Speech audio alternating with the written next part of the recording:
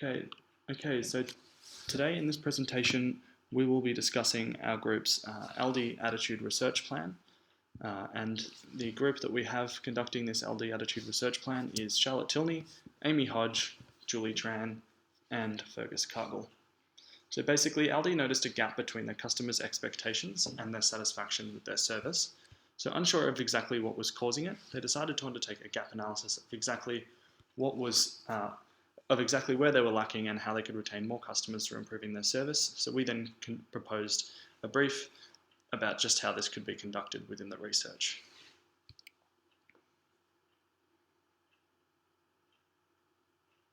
So basically we'll do this by creating a research brief for a research agency to be able to conduct a gap analysis for ALDI to assess customer satisfaction.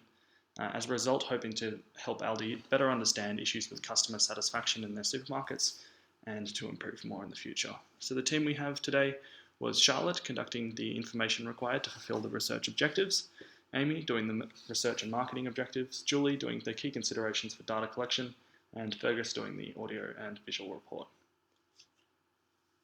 So the purpose basically of the report is to identify a research problem for ALDI and create a set of key marketing and research objectives, then propose some key considerations, required info and methodology for researching the problem, as well as providing some recommendations about output, contact strategy, response rates, and training supervision of the data collection team.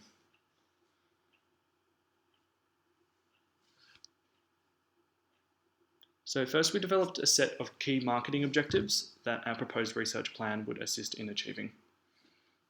These being to expand ALDI's national market share by 20% in the next quarter, increase recognition of the ALDI brand by 20% in the next quarter, increase customer retention by 20% in the next quarter, increase customer lifetime value by 20% in the next 6 months, achieve greater than 90% customer satisfaction month on month, and maintain CanStar's Most Satisfied Customers title in 2020. So in order to achieve these marketing objectives, these research objectives must first be achieved. So determining the overall level of ALDI brand awareness by interviewing active participants and consumers, obtaining customer attitudes in regards to the ALDI brand and identify where it is perceived to sit when compared to key competitors in the Australian grocery market like Coles, Woolworths, IGA, etc., as well as identifying levels of ALDI customer satisfaction, so both positive and negative along the entire path to purchase, that being pre, during and post-shop, to determine the overarching customer experience score and identify any need for improvement.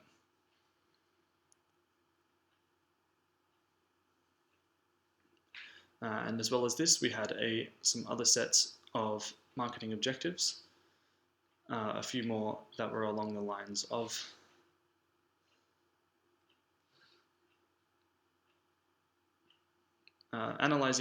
to analyse purchase trends of ALDI customers against customers of major competitors, those being Coles, Woolworths, IGA, to gain deeper insights into consumer behaviour and identify if there are any unexpected gaps that need to be addressed in the overall ALDI shopping experience, as well as to identify all key drivers that influence intent to purchase, final purchase, and ensure that existing business objectives align with the buyer behaviour.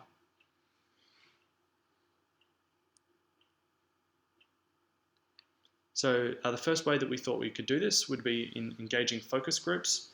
So by engaging focus groups of ALDI customers, the researchers would present the focus groups with the themes of price, product, place and promotion, and service, and ask the participants to choose which ones are the most meaningful. So basically, this will help incorporate questions related to the 4 Ps, those being price, product, place, promotion, as well as service. And it will also allow us for broader scope than traditional questionnaires, as we'll be able to go into more depth in the interviewing questions and the responses that respondents will give. Along with this, there'll be an offline hard copy questionnaires. Those would be using a traditional scaled survey method, use of scaled numbered responses for consumers to express their satisfaction with certain aspects, use of a 7-point numbered scale, which would allow for clarity and nuance, as well as verbal cues corresponding to the numbered scale that will allow us to quantify these verbal answers and later convert those into quantitative numbers. So one of the key considerations we found in the research plan building is in the appropriate questionnaire design. So a sample of this size will require an effective and appropriate questionnaire design So using this method will require recordings of the participants' feedback, which is more likely to be accurate. Questionnaires are most commonly used to gather information from participants during research, which is used in conjunction with other types of methods. Questionnaires are usually used to understand the respondent's behaviour and why it is that they respond that way. So some of the things that we pointed out that are needed for effective questionnaire design is that it must allow for unbiased responses. It needs to be recorded, and it can be used in conjunction with other methods like focus groups and interviews.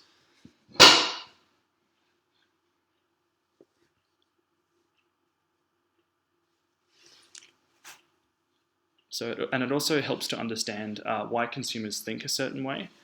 It must use relevant closed-end questions in order to gain feedback that is in line with the research objectives. Scaled questions that would be used for clarity, that being dichotomous, multiple choice, Likert, as well as the clarity of the wording of the questions is really important to be making sure that they understand it well. Other key considerations we had were around correct data collection approach and methodology, using the conclusive method to measure quantitatively. Means we can generalize results and can be incorporated with other methods like mail, face-to-face, and online. The customer target and sample would be 300 in-store shoppers at random, and would use gift card incentives to ensure that we have participation.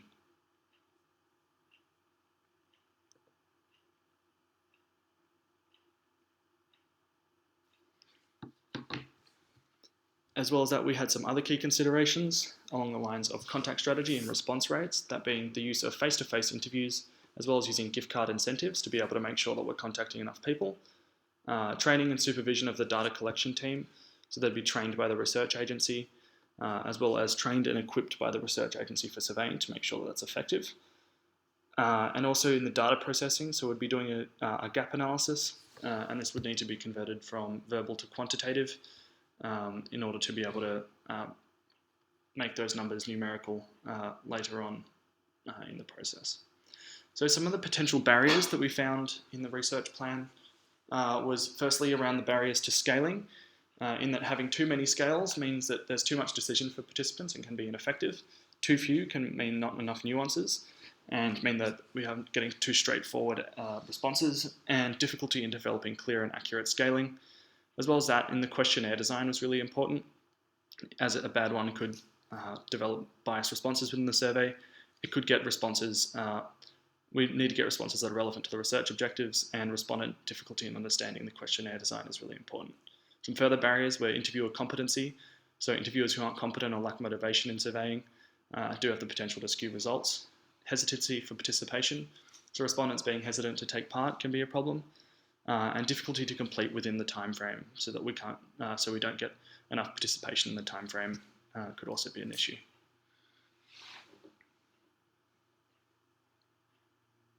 Which would be solved by the use of gift cards.